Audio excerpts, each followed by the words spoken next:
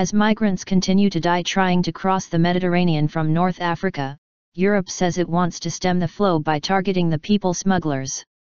Experts, however, say such action would be difficult because of the vast web of organized crime that controls the trafficking. Silhouetted against the Mediterranean sunrise, smugglers herd dozens of migrants from across Africa and the Middle East onto inflatable boats on a deserted North African beach. Offshore, they are loaded like cargo onto a larger vessel which they hope will take them to Europe. In recent years, tens of thousands of migrants have died through drowning, starvation and dehydration. The boat journey is just one stage of a vast network of people trafficking that starts in the country of origin.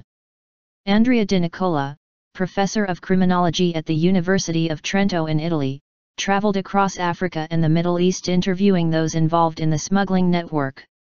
VOA spoke to him at Milan station, a major hub for migrants. It's like a ruthless travel agency. They work in networks, and they can ally among themselves. And even if we close the route from Libya, they will probably work from Tunisia or Algeria or again from Turkey. They are flexible and they change, said Di Nicola. Europe has called for targeted action against the people smugglers. Riccardo Fabiani of the Eurasia Group says that would be difficult, but not impossible.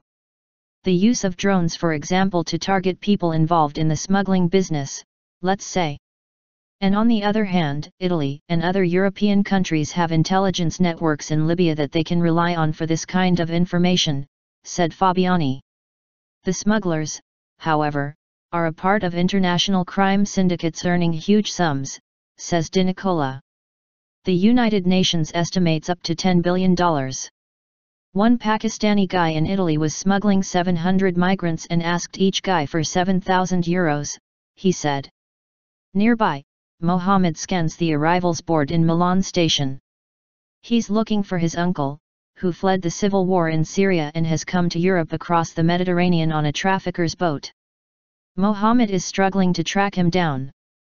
He was living close to the Yarmouk refugee camp in Damascus, said Mohammed.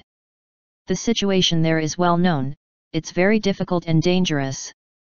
We got the news from Libya that he had departed and the boat had arrived in Europe.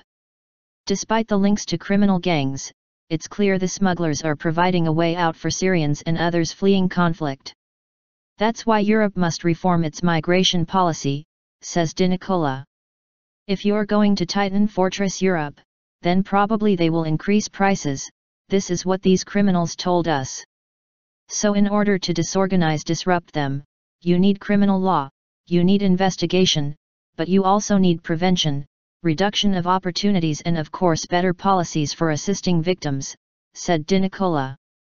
Europe is determined to tackle the traffickers, but, as the death toll in the Mediterranean rises, there is a growing debate over whether the continent should open safer channels for legitimate refugees fleeing war.